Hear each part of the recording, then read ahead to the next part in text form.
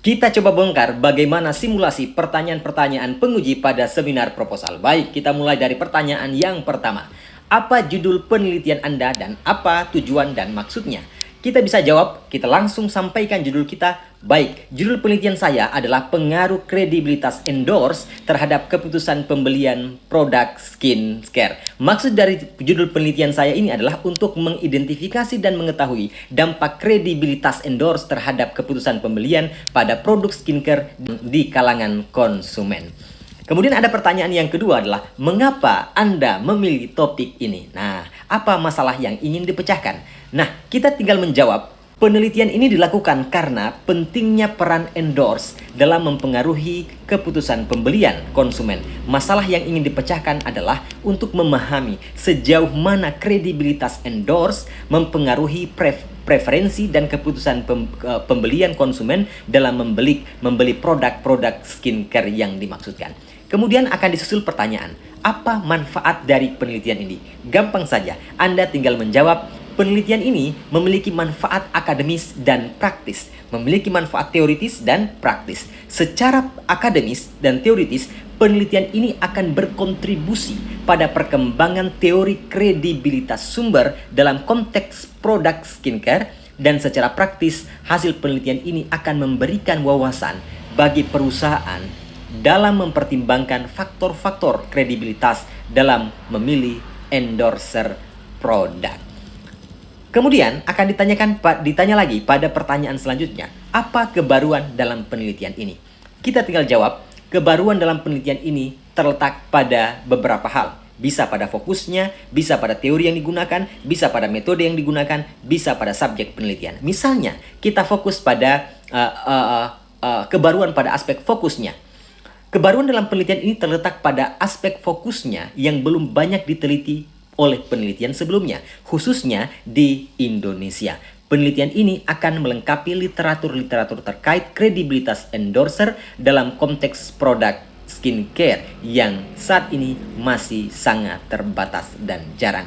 Kemudian akan ditanyakan lagi oleh penguji, apa pertanyaan penelitian yang ingin dijawab? Dari mana pertanyaan penelitian ini berasal? Maka kita tinggal menjawab sebagai berikut. Adapun pertanyaan penelitian atau rumusan masalah adalah, yang pertama, apakah kredibilitas endorser berpengaruh signifikan terhadap keputusan pembelian produk skincare? Yang kedua, bagaimana persepsi konsumen terhadap kredibilitas endorser dalam konteks produk skincare? Yang ketiga, apakah terdapat perbedaan persepsi konsumen terhadap kredibilitas endorser berdasarkan jenis produk skincare? Dan yang selanjutnya adalah, apakah faktor-faktor lain seperti usia, gender mempengaruhi pengaruh kredibilitas endorser terhadap keputusan pembelian? Kemudian, pertanyaan penelitian ini atau rumusan masalah ini berasal dari landasan teori, berdasar dari indikator-indikator teori dan penelitian-penelitian terdahulu yang menyebutkan pentingnya peran kredibilitas endorser dalam mempengaruhi perilaku konsumen. Selanjutnya akan ditanyakan seperti ini, apa saja variabel penelitian yang akan diteliti? Kalau Anda ditanya seperti ini, maka Anda tinggal jawab bahwa yang tadi variabel bebasnya atau independennya adalah kredibilitas endorser sebagai variabel independen. Kemudian variabel terikatnya adalah keputusan pembelian produk skincare. Kemudian akan ditanyakan pertanyaan yang selanjutnya adalah, apakah terdapat penelitian terdahulu yang relevan dengan penelitian-penelitian ini? Tinggal jawab, ya. Terdapat penelitian terdahulu yang relevan dengan penelitian ini. Beberapa penelitian sebelumnya telah membahas tentang kredibilitas endorser dan pengaruhnya terhadap perilaku konsumen dalam konteks produk berbeda. Penelitian-penelitian tersebut memberikan pemahaman awal terhadap isu yang ingin diteliti dalam penelitian ini. Kemudian akan ditanyakan lagi, apa kerangka penelitian yang digunakan? Tinggal dijawab, kerangka penelitian yang digunakan dalam penelitian ini adalah kerangka teori sumber daya sebagai resource credibility theory. Kemudian kerangka ini menyatakan bahwa kredibilitas endorser dapat mempengaruhi persepsi dan keputusan konsumen dalam membeli produk. Kemudian akan ditanyakan oleh penguji. Pertanyaan selanjutnya, mengapa menggunakan kerangka penelitian tersebut? Tinggal dijawab, kerangka penelitian ini dipilih karena memiliki relevansi dan dukungan teori yang kuat dalam konteks penelitian ini.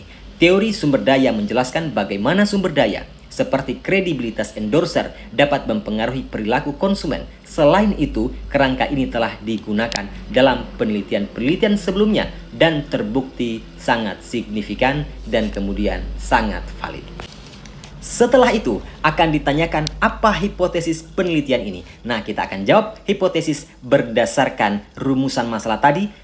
H1-nya, kredibilitas endorser berpengaruh positif terhadap keputusan pembelian produk skincare. Yang kedua, H2-nya, terdapat perbedaan persepsi konsumen terhadap kredibilitas endorser berdasarkan jenis produk skincare.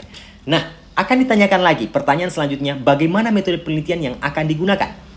Baik, penelitian yang akan digunakan adalah menggunakan penelitian pendekatan kuantitatif dengan desain survei. Metode pengumpulan data dilakukan melalui angket online yang disebarkan kepada responden atau sampel penelitian ini. Data yang terkumpul akan dianalisa menggunakan teknik statistik.